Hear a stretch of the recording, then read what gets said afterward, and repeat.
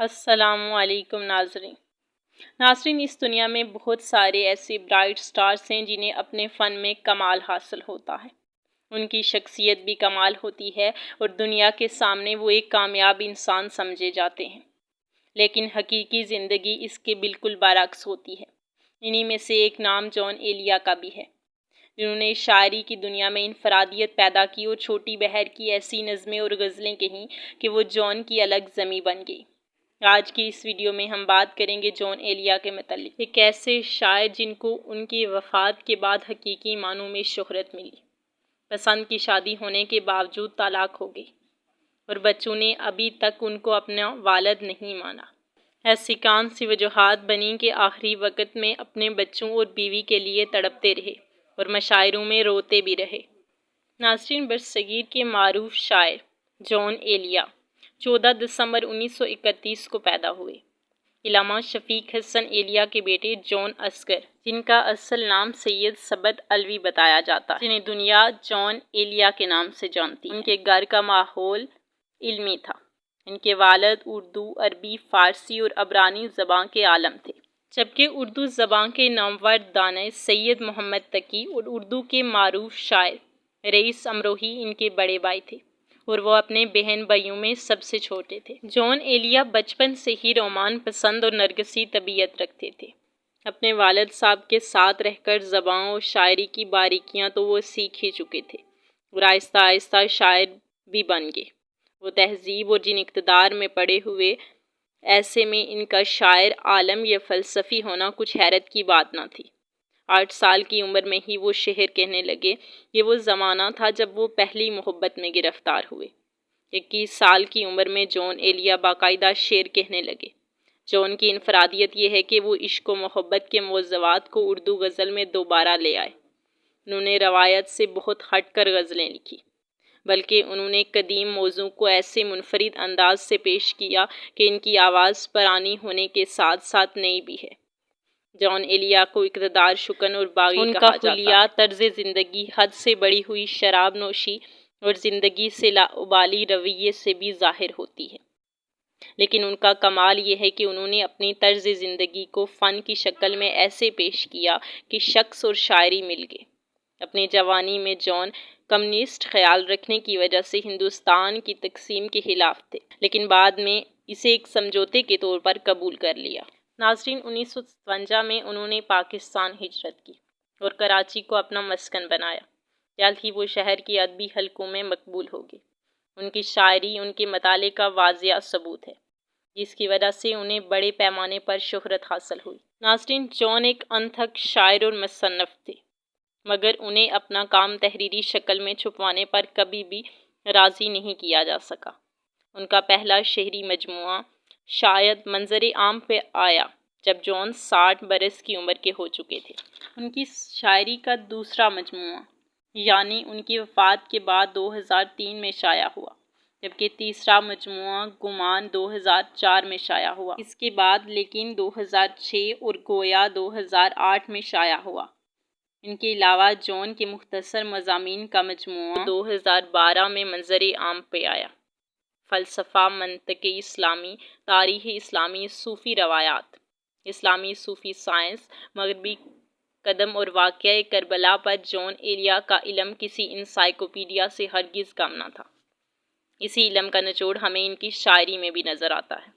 جان ایلیا ایک ادبی رسالے سے بھی بطور متیر وابستہ رہے، جہاں ان کی ملاقات اردو کی ایک اور انتھک مصنفہ زاہدہ حنا سے ہوئی، جن سے بعد میں انہوں نے شادی بھی کی۔ ان کے ہاں 2 بیٹیاں اور ایک بیٹا پیدا ہوا۔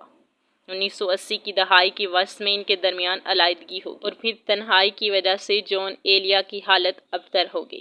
وہ طویل بیماری کے بعد 8 نومبر 2002 کو کراچی میں انتقال کر گئے۔ جان ایلیا کی زندگی میں 2 انسان ایسے تھے جنہوں نے انہیں مشہور کروانے میں کوئی کسر نہ چھوڑی۔ ناظرین، ان میں سے ایک سلیم جعفری، جنہوں نے ان سے مشاعرے پڑھوائے، اور خالد احمد انصاری نے جان کا لکھا ہوا ہر کاغذ محفوظ کیا اور کتابیں بناتے رہے۔ پہلی کتاب کے بعد جو کچھ بھی جان کے نام سے چھپا وہ خالد انصاری کا ہی جمع کیا ہوا۔ زاہدہ حنا کو لکھے گئے خطوط سمیت بہت کچھ ایسا ہے جو انہوں نے اب بھی نہیں چھاپا۔ حکومت پاکستان نے 2000 میں جون کی خدمات کے بدلے انہیں صدارتی تمغہ برائے حسن کارکردگی عطا کیا۔ اگر دیکھیں تو جان ایلیا کی زندگی معاشرتی روایات اور عام رواج سے کھلی دشمنی اور بغاوت پر نظر آتی ہے۔ ان کی یہی دشمنی اور بغاوت ان کی شاعری کو دوسروں سے منفرد اور ممتاز بناتی ہے۔ ناظرین، جان ایلیا نے اپنی زندگی میں کہا تھا کہ فکر مر جائے تو پھر جان کا ماتم کرنا، ہم جو زندہ ہیں تو پھر جان کی برسی کیسی۔ جان ایلیا نے زاہدہ حنا سے پسند کی شادی کی اور وہ ان کو اپنی نظموں اور غزلوں میں فاہرہ کے نام سے پکارتے تھے۔ ان کی محبت کی داستان بہت رومانوی اور حسین تھی۔ جان ایلیا کہتے تھے، اگر میں زاہدہ کے متعلق سوچتا ہوں تو وہ دوسرے دن مجھے خط میں بتاتی تھی کہ جان، کل آپ نے میرے بارے میں یہ گمان کیا تھا۔ جان نے جب انہیں پہلی بار دیکھا تو بہت زیادہ متاثر ہوئے۔ واپس آ کے اپنے دوست اور ہم اثر انور شعور کو بتاتے ہوئے تلقین کی کہ اس بات کا تذکرہ کسی سے بھی نہ کرو، مگر تھوڑی دیر بعد جب کوئی دوسرا شخص محفل میں آیا تو اسے بھی پورا واقعہ بیان کر دیا۔ اور پھر جان ایلیا نے اپنے گھر والوں کی مرضی کے خلاف جا کر زاہدہ حنا سے شادی بھی کی۔ زاہدہ حنا جو اپنے گھر کی کفیل بھی تھی اور والد کے بزرگ ہونے کی وجہ سے گھر کی معاشی اور چھوٹے بچوں کی ذمہ داری تھی، اس لیے وہ رخصت ہو کر جان ایلیا کے گھر نہیں آئی بلکہ جان ایلیا گھر داماد بنے۔ کیونکہ جان ایلیا ملازمت کو گھٹیا کام سمجھتے تھے، اسی لیے زاہدہ حنا نے ہی ان کی ساری ذمہ داری اٹھائی۔ زاہدہ حنا نے جان ایلیا کو بہت ہی ناز کے ساتھ رکھا۔ ان کی محبت ادبی حلقوں کی جان تھی، بلکہ اگر کسی نے محبت کی مثال دینی ہوتی تو وہ جان اور زاہدہ کی محبت کی مثال دیتا، لیکن اس محبت کو کسی کی نظر لگ گئی اور سارے زمانے سے لڑ کر محبت کی شادی کرنے والا یہ جوڑا 1980 کی دہائی میں جدا ہو گیا اور ان کی محبت کی داستاں آخرکار طلاق پر ختم ہوئی۔ جان اس بارے میں کہتے ہیں کہ اگر اس دنیا میں میری اور زاہدہ کی محبت ناکام ہو سکتی ہے تو کسی کی بھی ہو سکتی ہے۔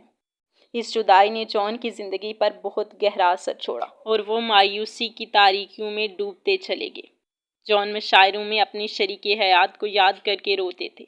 وہ اپنی شادی میں ناکامی پر اتنے افسردہ رہتے کہ مشاعروں میں زاہدہ کو یاد کر کے کہتے، تمہارے عشق میں لہو تھوکتا ہوں۔ اکثر اپنے بچوں کو بھی یاد کر کے آپ دیدہ ہو جاتے تھے۔ جان ایلیا سے طلاق کے حوالے سے ان کی اہلیہ زاہدہ حنا نے بھارت میں انٹرویو دیتے ہوئے بتایا کہ جان صاحب سے میری شادی یا ان کی شادی مجھ سے، یہ ہمارا انتخاب تھا۔ انہوں نے کہا کہ ہم یہ نہیں کہہ سکتے کہ کسی نے ہم پر رشتہ تھوپا تھا۔ زاہدہ حنا کے مطابق وہ شادی کے بعد جلد ہی اس نتیجے پہ پہنچ چکی تھی کہ ہم دونوں کا فیصلہ غلط تھا۔ صرف میرا نہیں بلکہ ان کا یعنی جان ایلیا کا فیصلہ بھی غلط تھا۔ ان کو صرف ایسی بیوی چاہیے تھی جو ان کے گھر کا خیال رکھے۔ شادی کے بعد گھر چلانے کی ساری ذمہ داری مجھ پہ آ گئی تھی، کیونکہ جان صاحب تھوڑی دوسری وضع کے آدمی تھے، لہٰذا کوشش کے بعد ہماری نہ بنی۔ زاہدہ حنا اپنے انداز کی ترقی پسند دانشور ہیں اور اب بھی روزمرہ کے حالات و واقعات اور معاشی موضوعات پر لکھتی ہیں۔ شادی کے بعد دونوں کی علیحدگی ہوئی۔ جان بہت زیادہ ٹوٹ گئی۔ زاہدہ حنا کو بھی شدید دھچکا لگا، مگر اس کے باوجود زاہدہ نے بھی شادی نہیں کی اور نہ ہی انہیں کسی نے جان کی مخالفت میں بولتے ہوئے کبھی سنا۔ ہاں، وہ نام لینے سے ضرور گریز کیا کرتی تھی۔ اس طرح جان نے بھی دوسری شادی نہیں کی اور اپنی باقی زندگی اکیلے ہی گزاری، البتہ وہ گلہ ضرور کرتے تھے۔ ناظرین، یہ تھی ہماری آج کی ویڈیو۔ امید ہے کہ آپ کو ہماری ویڈیو پسند آئی ہوگی۔ اگر ویڈیو پسند آئی ہے تو ویڈیو کو لائک کر دیں، اگر چینل پر نہیں ہے تو چینل کو سبسکرائب کر دیں اور ساتھ موجود بیل کے آئیکن کو بھی دبا دیں تاکہ ہماری آنے والی ہر نئی ویڈیو کا نوٹیفیکیشن بآسانی آپ تک پہنچ سکے اور ہماری حوصلہ افزائی ہوتی رہے۔ ملتے ہیں ایک نئی ویڈیو کے ساتھ، تب تک اپنا بہت سارا خیال رکھیے گا۔ اللہ حافظ۔